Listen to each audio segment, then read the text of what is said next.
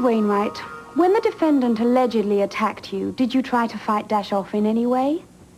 Yes, I tried, but he overpowered me.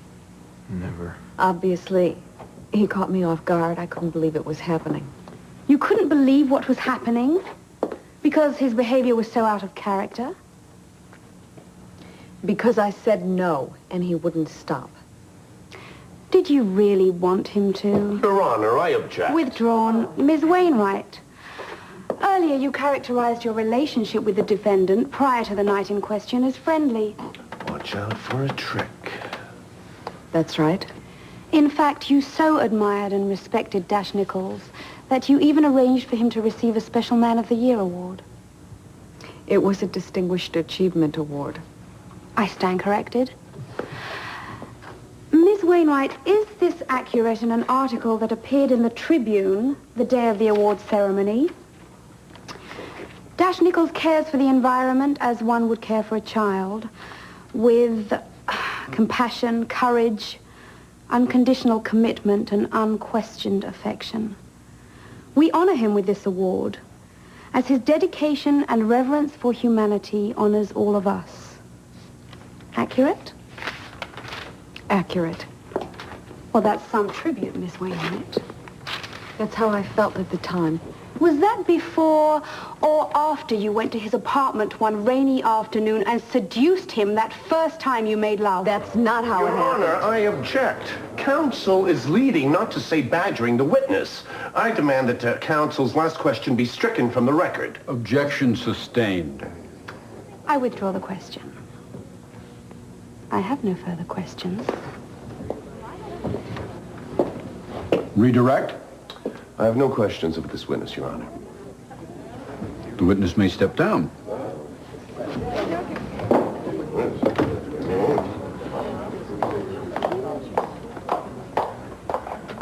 Why didn't you redirect? Don't get your pantyhose in a knot.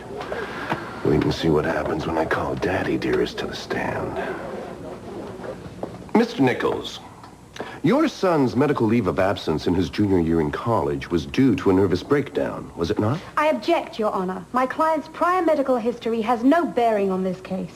Your Honor, I intend to show that her client's prior medical history has every bearing on this case. I'll let the question stand. He was under a great deal of stress at that time.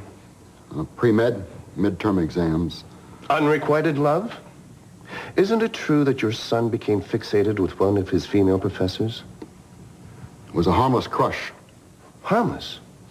So harmless that he besieged her with phone calls at all hours of the night, wrote her letters that she returned unopened. So harmless that she finally lodged a formal complaint with the dean's office to have your son barred from her classroom? He was young and he was in love. The same way he loved Julia Wainwright? He's got one hell of a way of showing it. Your Honor. Withdrawn. I have no further questions. What was your sister's state of mind when she returned home that night from Dash's house? She was in a state of shock. Was there ever any doubt in your mind that she wasn't telling the truth? Never.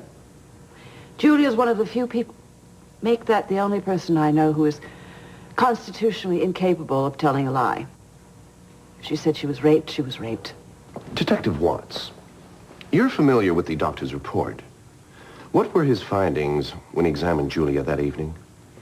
From the evidence of semen, the doctor was able to determine that sexual intercourse did take place. Thank you. No further questions at this time?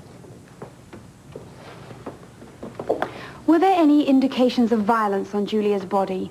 Cuts, contusions, scratches? No. Traces of hair? Skin or blood under her fingernails? No. Any physical sign of a struggle or resistance?